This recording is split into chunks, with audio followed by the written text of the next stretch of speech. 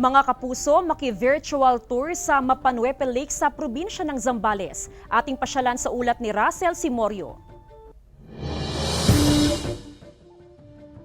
Ngayong may pandemya, hayaan niyo munang kami ang sumagot sa virtual tour ninyo. Ating i-explore ang San Marcelino, Zambales. Mula sa town proper, aabutin ng 30 minuto ang biyahe para marating ang barangay Aglaw. Kailangan mag-hiking sa bundok ng halos 1 oras para makita ang picture-perfect na tanawing ito, ang Mapanuepe Lake. Tiyak na mabibighani sa ganda ng paligid at taglay daw nito ang stress-free environment. Tahimik po.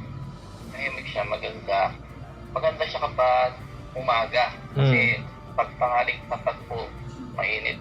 Maihahalin tulad daw ang Mapanuepe Lake sa Lake Hawea na matatagpuan naman sa Otago Region sa New Zealand. Para po sa mga naghahanap po ng mga adventure po, sa yung mga trail, mga traveler na gusto sa mga hindi gaanong mataong lugar, yun po, recommended po siya. Mayaman din sa kasaysayan ang Mapanuepe Lake. Dati raw itong residential area na napalubog ng pumutok ang Mount Pinatubo noong 1991. Pero ayon sa provincial government ng Zambales, hindi pa tumatanggap ng mga turista mula sa labas ng probinsya sa ngayon dahil sa banta ng COVID-19. As long as kung ano po natin, sigurado rin po natin yung safety ng lahat ng citizens natin, not just Zambaleños. Huwag ko kayo mag-alala, yung turista naman pa, ma-open naman.